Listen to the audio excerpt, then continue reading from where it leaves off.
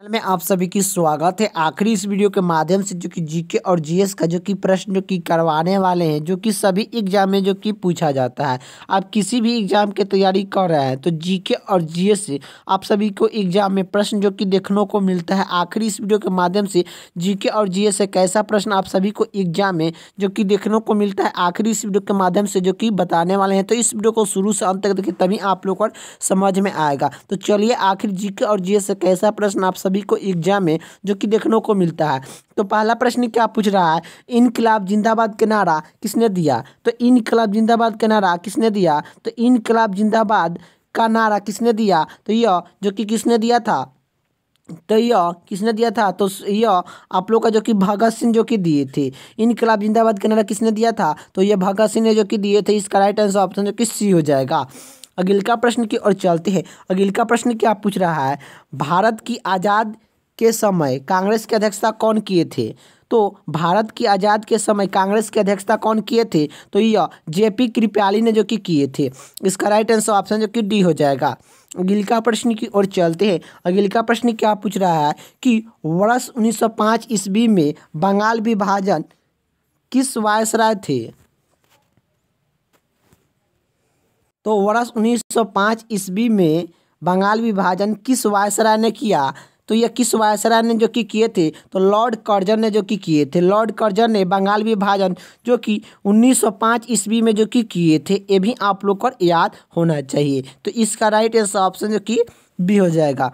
अगला प्रश्न की ओर चलते हैं। अगला प्रश्न क्या पूछ रहा है कि भारतीय राष्ट्रीय कांग्रेस की अध्यक्षता किसने की? तो भारतीय राष्ट्रीय कांग्रेस की अध्यक्षता किसने की? तो यह किसने की? तो दादा भाई नौरोजी ने किए थे। दादा भाई नौरोजी ने भारतीय कांग्रेस की अध्यक्षता जो कि किए थे। इसका राइट आंसर ऑप्शन जो कि सी हो जाएगा। दादा भाई नौरोजी ने भारतीय राष्ट्रीय कांग्रेस की अध्यक्षता जो कि किए थे।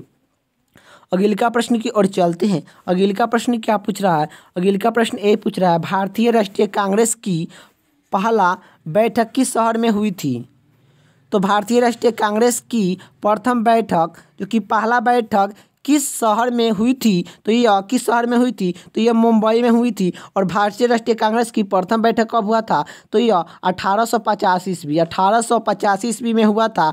28 दिसंबर 1885 ईस्वी को जो कि हुआ था। 28 दिसंबर 1885 ईस्वी को जो कि हुआ था। ये भी आप लोग को याद होना चाहिए। तो भारतीय राष्ट्रीय कांग्रेस का प्रथम जो कि स्थापना कब हुआ था? तो यह स्थापना 28 दिसंबर 1885 ईस्वी में हुआ था।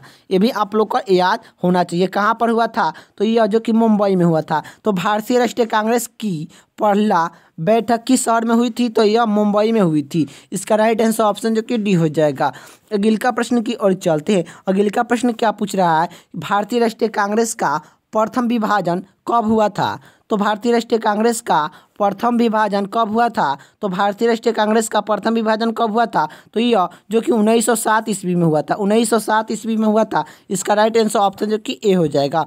अगला प्रश्न की ओर चलते हैं। अगला प्रश्न क्या पूछ रहा है? अगला प्रश्न ये पूछ रहा है कि स्वर मेरा जन्मसिद्ध अधिकार है और उसे मैं लेकर रहूँगा, यह किसने कहा?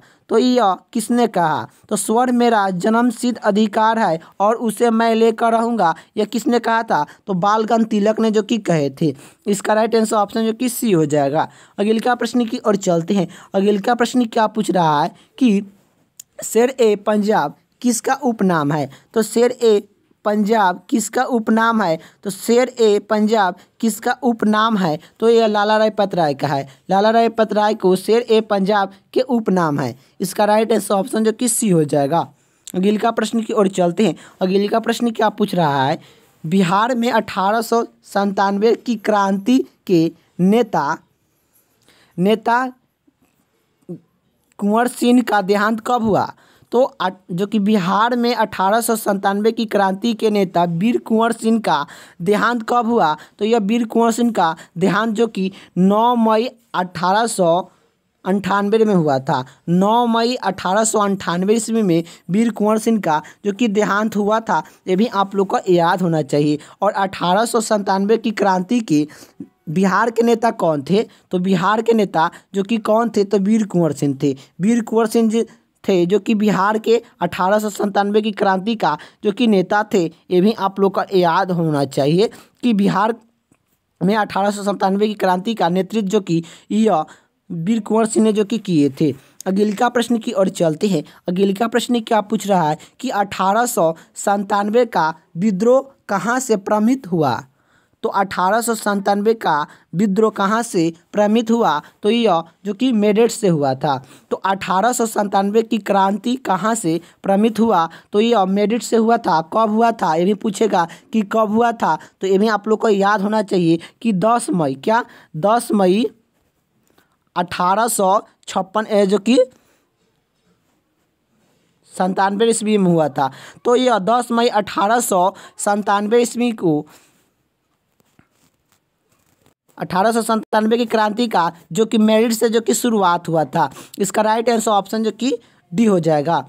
अगले प्रश्न की ओर चलते हैं। अगले प्रश्न क्या पूछ रहा है, अगले प्रश्न ये पूछ रहा है भारत संघ में कितना राज्य है। तो भारत संघ में कितना राज्य है, तो भारत संघ में कितना राज्य है, तो 29 राज्य है। तो भारत संघ में कितना राज्य है, तो 29 राज्य है। इसका राइट आंसर ऑप्शन जो कि डी हो जाएगा। अगले प्रश्न की ओर चलते हैं। अगले प्रश्न क्या पूछ रहा है भारतीय संघ में सम्मिलित किया गया 29वें राज्य है। तो भारतीय संघ में सम्मिलित किया गया 29वां राज्य है। तो यह कौन सा 29वां राज्य है, तो यह 29वां राज्य जो कि कौन है, तो यह तेलंगाना है। इसका राइट आंसर ऑप्शन जो कि ए हो जाएगा। तेलंगाना जो कि 29वां राज्य है। भारत में टोटल जो कि 28 राज्य है और 29वां राज्य जो कि जोड़ दिया गया है कौन, तो यह तेलंगाना राज्य को जो कि जोड़ दिया गया है। तो यहीं आप लोग का प्रश्न में क्या पूछ रहा है, भारतीय संघ में सम्मिलित किया गया 29वां राज्य है, तो यह तेलंगाना है। तेलंगाना को कब स्थापना किया गया था, तो यह 2 जून 2014 में जो कि आंध्र प्रदेश राज्य को जो कि स्थापना जो कि किया गया था। अगले प्रश्न की ओर चलते हैं। अगले प्रश्न क्या पूछ रहा है भारत एक है। तो भारत एक है, तो भारत क्या है, राज्यों का संघ है। भारत एक क्या है, तो राज्यों का संघ है। इसका राइट आंसर ऑप्शन जो कि बी हो जाएगा। अगले प्रश्न की ओर चलते हैं। अगले प्रश्न क्या पूछ रहा है, अगले प्रश्न ये पूछ रहा है कि भारतीय संविधान के किस अनुच्छेद में प्रेस की स्वतंत्रता दी गई है। तो भारतीय संविधान के किस अनुच्छेद में प्रेस की स्वतंत्रता दी गई है, तो यह 19 के आई में जो कि दिया गया है। तो भारतीय संविधान के किस अनुच्छेद में प्रेस की स्वतंत्रता दिया गया है, तो 19 के आई में जो कि दिया गया है। इसका राइट आंसर ऑप्शन जो कि बी हो जाएगा। अगले प्रश्न की ओर चलते हैं। अगले प्रश्न क्या पूछ रहा है, अगले प्रश्न ये पूछ रहा है कि मौलिक अधिकार के अंतर्गत कौन सा अनुच्छेद बच्चों के शोषण संबंधित है। तो बच्चों को शोषण संबंधित अनुच्छेद जो कि कौन सा है आप लोग को बताना है। तो अनुच्छेद जो कि 24 मौलिक अधिकार के अंतर्गत कौन सा अनुच्छेद बच्चों के शोषण संबंधित है, तो अनुच्छेद जो कि 24। इसका राइट आंसर ऑप्शन जो कि सी हो जाएगा। अगले प्रश्न की बात करें। अगले प्रश्न क्या पूछ रहा है भारत के महान्यायवादी की नियुक्ति संबंधित कौन सा अनुच्छेद है। तो भारत के महान्यायवादी की नियुक्ति संबंधित कौन सा अनुच्छेद है, तो अनुच्छेद जो कि 76। तो भारत के महान्यायवादी की नियुक्ति संबंधित कौन सा अनुच्छेद है, तो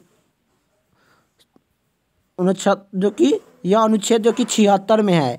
यही बात करें कि भारत के महान्यायवादी की नियुक्ति कौन करता है, तो यह जो कि नियुक्ति कौन करता है, तो राष्ट्रपति करते हैं। क्या नियुक्ति जो कि महान्यायवादी की नियुक्ति कौन करते हैं, तो राष्ट्रपति करते हैं। ये भी आप लोग को याद होना चाहिए। अगले प्रश्न की ओर चलते हैं। अगले प्रश्न क्या पूछ रहा है राष्ट्रपति संविधान के किस अनुच्छेद के अंतर्गत लोकसभा को भंग कर सकते हैं।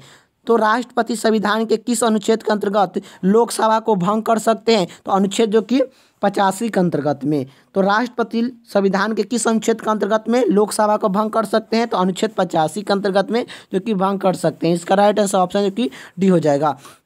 अगले प्रश्न की ओर चलते हैं। अगले प्रश्न क्या पूछ रहा है भारतीय संविधान के किस अनुच्छेद में राज्य के नीति निर्देशन तत्व का उल्लेख है।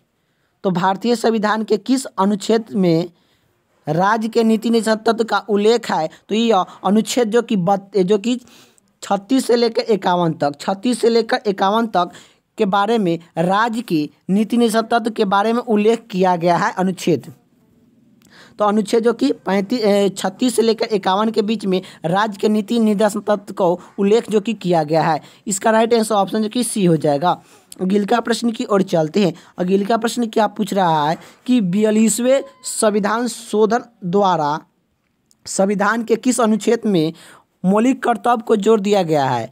तो यह 42वें संविधान शोधन द्वारा संविधान के किस अनुच्छेद में मौलिक कर्तव्य को जो कि जोड़ दिया गया है। तो मौलिक कर्तव्य को जो कि किस अनुच्छेद में जोड़ दिया गया है। तो यह अनुच्छेद जो कि 51 के ए में जो कि जोड़ा गया है। इसका राइट आंसर ऑप्शन जो कि बी हो जाएगा। अगले का प्रश्न की ओर चलते हैं। अगले का प्रश्न क्या पूछ रहा है। अगले का प्रश्न ए पूछ रहा है कि भारत के संविधान के किस अनुच्छेद के अंतर्गत भारत के राष्ट्रपति पर महाभियोग चलाया जा सकता है। तो भारत के संविधान के किस अनुच्छेद के अंतर्गत भारत के राष्ट्रपति पर महाभियोग चलाया जा सकता है। तो अनुच्छेद जो कि 61 के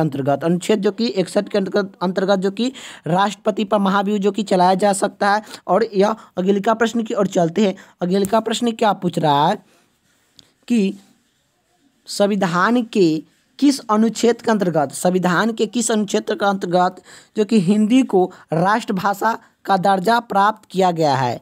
तो संविधान के किस अनुच्छेद के अंतर्गत हिंदी को राष्ट्रीय भाषा का दर्जा प्राप्त किया गया है। तो यह अनुच्छेद जो कि कितना 343 के आई में जो कि किया गया है। इसका राइट आंसर ऑप्शन जो कि सी हो जाएगा। अगले का प्रश्न की ओर चलते हैं। अगले का प्रश्न क्या पूछ रहा है। अगले का प्रश्न ए पूछ रहा है संविधान के अनुच्छेद 1 में भारत को क्या कहा गया है। संविधान के अनुच्छेद 1 में भारत को क्या कहा गया है। तो यह राज्यों का संघ कहा गया है। इसका राइट आंसर ऑप्शन जो कि डी हो जाएगा।